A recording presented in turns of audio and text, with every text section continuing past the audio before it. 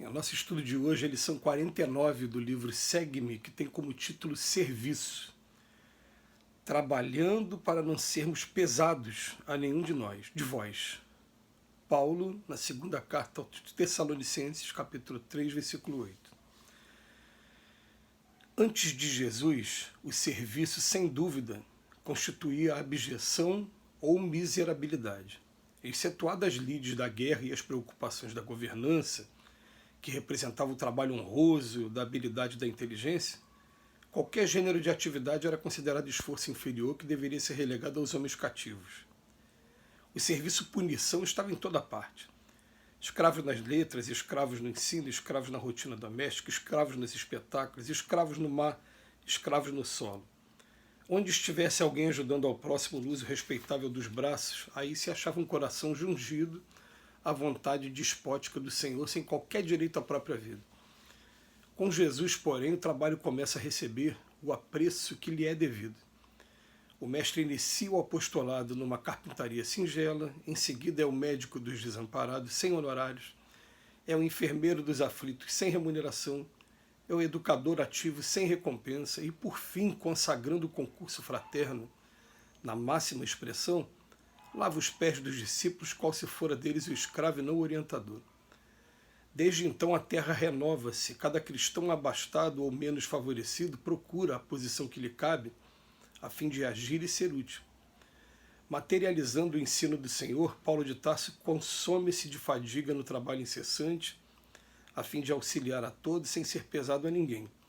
E de século a século, sob inspiração do amigo celestial, o serviço é motivo de honra e merecimento em plano cada vez mais alto, até que o homem aprenda por si mesmo a divina lição que indica por maior aquele que se fizer o servo de todos eles. Gente, o Emmanuel, nessas últimas lições, ele tem proporcionado a oportunidade da gente viajar no tempo e relembrar como eram organizadas as sociedades da época. No estudo de ontem ele vem falando sobre os monumentos que ficaram no passado. Hoje ele vem falando para a gente que o trabalho do passado era uma coisa ligada à mão de obra escrava. Era um povo dominando o outro através da força e aquele que ficou dominado fazendo todo o trabalho duríssimo, é claro, sendo coordenado por aqueles que detinham o poder. Mas ele vem chamar a atenção aqui para a gente que, nesse sentido, que o serviço constituía abjeção, miserabilidade, excetuada apenas guerra ou governança. Esses eram os trabalhos honrosos. Então, o que acontecia? O serviço em todo lugar era punição. A pessoa era escrava nas letras, no ensino, na rotina doméstica, no espetáculo, enfim. E logo em seguida ele vem dizer para a gente que com Jesus isso começou a mudar, e é interessante como nos dias de hoje a gente observa muito trabalho voluntário, mas ao mesmo tempo, quando a gente tem contato pela primeira vez com o serviço religioso, aquilo parece chocar a gente, porque a gente fica pensando assim, mas espera aí, eu vou ganhar o que fazendo isso? Qual vai ser a minha remuneração fazendo isso? E não consegue se entender no primeiro momento qualquer outro tipo de remuneração que não seja aquela pecuniária, mesmo, aquela em dinheiro, em pagamento. Por quê? Porque, na verdade, nós aqui, principalmente aqui no Brasil, a gente passa por uma luta muito grande para conseguir concluir os nossos estudos. A gente não consegue desconfiar hoje, mas a gente sabe que foi duríssimo para os nossos pais. Impuseram restrições muito grandes a ele mesmo para poder pagar a nossa formação básica, a nossa formação fundamental e até mesmo a universitária. Então, o que acontece? A gente vai percebendo que nós fomos preparados para o mercado de trabalho para buscar meios de sobrevivência.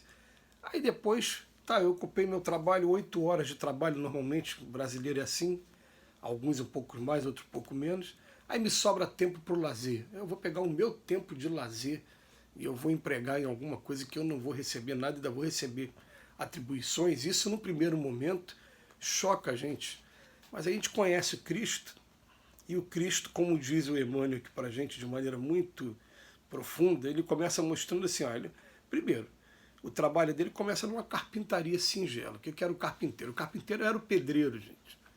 Vamos parar para estudar a história antiga, a gente vai ver que o carpinteiro era aquele que não tinha propriedades, não tinha terra, então por isso ele fabricava suas próprias ferramentas, né? Não tinha essas ferramentas que a gente tem nos dias de hoje. Hoje a gente compra aquelas maletas prontas aí com várias chaves de fenda, chave Phillips, estrela, enfim. Na época o carpinteiro ele fazia a sua própria ferramenta e se colocava à disposição para poder estar trabalhando como peão de obra mesmo. Construção civil, é claro, que com os recursos que tinham na época. E ele, logo em seguida, ele se transforma um médico sem cobrar honorário, um enfermeiro sem remuneração e um educador sem recompensa. E no final das contas ainda tem um comportamento muito parecido com os escravos na época, lavando os pés de cada um dos discípulos. Isso choca um pouco a gente. Até hoje a gente fica pensando assim, peraí, você consegue imaginar você chegar no centro espírita, na igreja, e lavar o pé de todo mundo?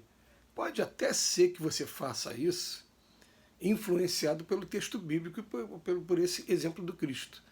Mas você tomar essa iniciativa por conta própria não é uma coisa normal para a gente aqui.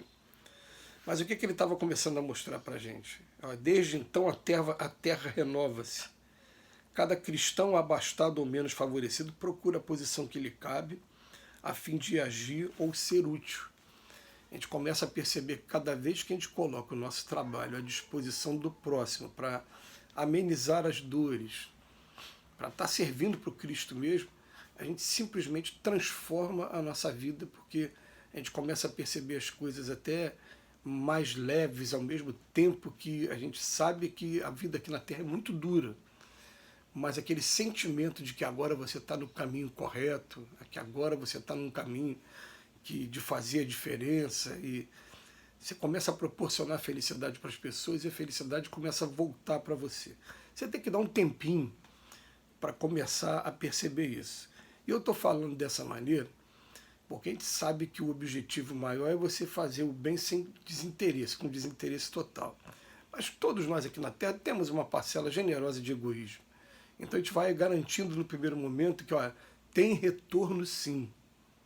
Se a gente está barganhando aí, eu me lembro de uma vez até a presidente da Casa Espírita que eu frequento hoje, ela falava assim, se trabalhar no bem, você se envolve com umas energias tão boas que aquela energia vicia, você quer ter contato com ela mais vezes. E é verdade, a gente vai sentindo aquela coisa tão boa, mas no meio às vezes de um caos, né? Porque você está vendo tanto sofrimento, tanta dor, e você está se sentindo bem, ao mesmo tempo que você se sente bem aqui dentro, você sente uma vontade de trabalhar mais, de ajudar mais. E é assim que o cristão vai se tornando com o tempo. Então ele bota aqui para a gente, materializando o ensino do Senhor, Paulo de Tarso também consumiu-se em fadiga, porque o texto de hoje está baseado na segunda carta aos Tessalonicenses, né? Então ele fala também no trabalho incessante ao fim de auxiliar a todos sem ser pesado a ninguém.